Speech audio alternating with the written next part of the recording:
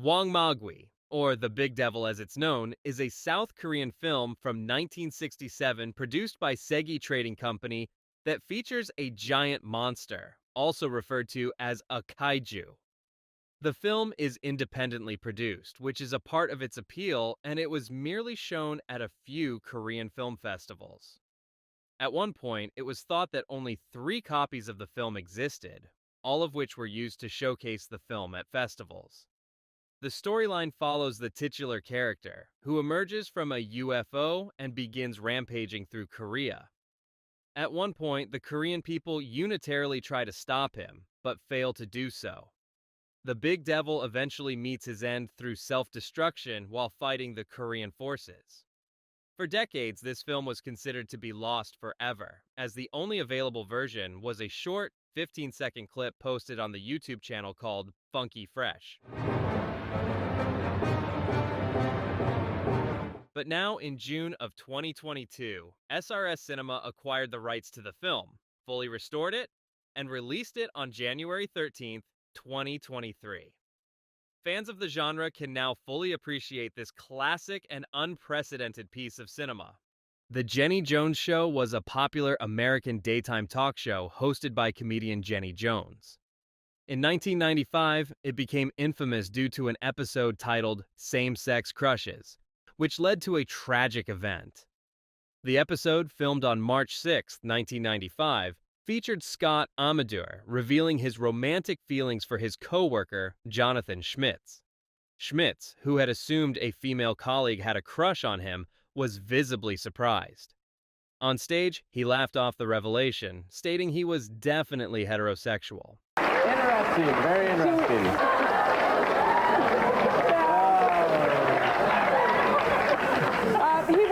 Scott was pretty open about he's been fantasizing about you since he saw you under that car for the first time. He had an under the car fantasy and he had a hammock fantasy he's been telling us about. Did you have any idea that he liked you this much? No, I did not. Can you tell us what your status is? Are you involved with anybody, or? No, but I am definitely heterosexual, I guess you could say. However, 3 days later, Schmitz fatally shot Scott at his home. Schmitz had a history of mental illness and substance abuse, and he was convicted of second-degree murder, receiving a sentence of 25 to 50 years in prison. Due to the controversy, the episode never aired and became lost media.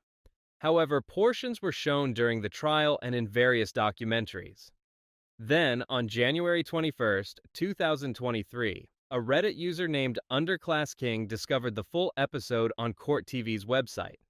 Surprisingly, it had been available since June 2022, but no one had noticed until it was shared in the community. Blob is a game series that plays similarly to Splatoon, where players control an ink blob to paint an entire city. The game was released in 2008 across multiple platforms, including PC. A Nintendo DS version was also planned but never released.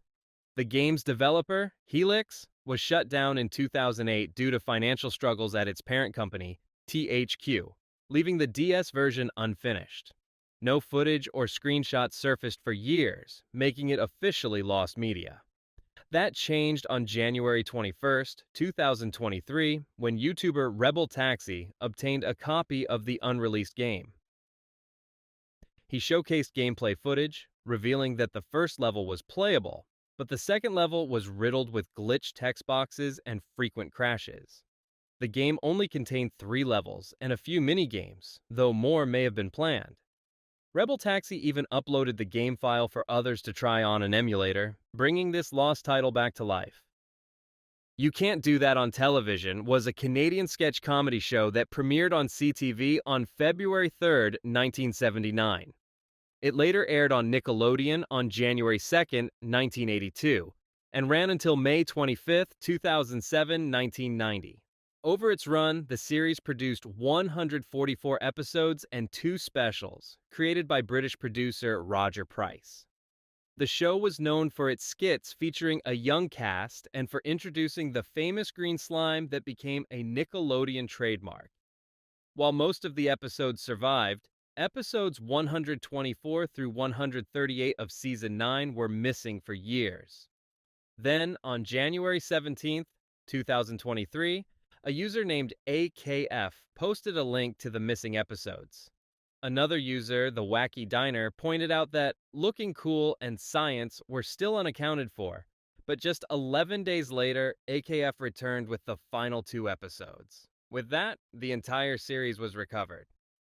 Nickelodeon has created over 100 different bumpers since the late 1970s, but one of the strangest was The Eyes Have It, which aired in 2005. This eerie bumper featured the Eye of Providence, often associated with Illuminati symbolism. It disappeared shortly after airing, leaving only a few blurry screenshots behind. Interest in the bumper resurfaced in 2020 when a Reddit user named Deathstroke described a Nickelodeon commercial from their childhood that satanic imagery in 2005 Nickelodeon commercial. This usually pops into my head every now and then. When I was a kid, somewhere between 2003 to 2006, I remember seeing this weird pre-ad on Nickelodeon during a Thanksgiving special where the screen got splattered with a bunch of eyes. I remember it creeping me out a bit, but I didn't remember exactly what was shown before that. I tried to find something that might refer to this, and I found this. I've been trying to find a whole recording maybe somebody put on YouTube, but couldn't find the exact pre-ad. What I remember from my memory is watching The Wild Thornberrys, then somewhere after that was the screen being covered in eyes. Hoping someone here might remember this or help me find actual footage.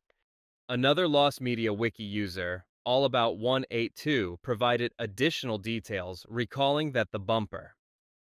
Can you please help me find more footage of a currently lost Nickelodeon bumper from 2005?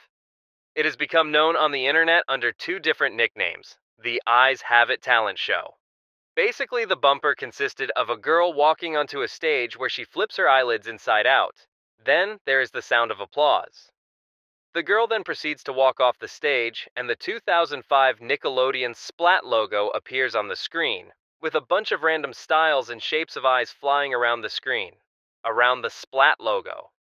It only aired for a few months within the year of 2005, thanks to a parent complaining to Nick about one of the eyes flying around the screen being used, a white Illuminati eye, all-seeing eye flying around among the rest. Only a couple of low-quality screenshots have been found and made into a YouTube video. But still, without any actual audio or footage of it, please message me back if you know of any other details about this mysterious lost ID. Then, on January 17, 2023, the full bumper was found in a YouTube video titled Nickelodeon Commercials November 11, 2005, which had been uploaded months earlier. We'll be right back. It turned out that the lost media had been hiding in plain sight all along,